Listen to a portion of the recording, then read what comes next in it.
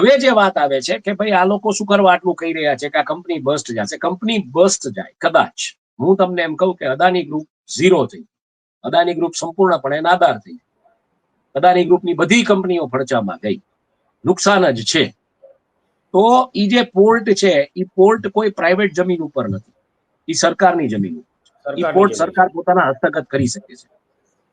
Power plant છે એ પોતાના હસ્તગત સરકાર કરી શકે. એના જે વાયરના ગૂંચડા છે, થાંભલાનો ભંગાર છે, જે પણ કાંઈ એ વેચો તો એમાંથી આ બધાના રૂપિયા પાછા આપી શકાય.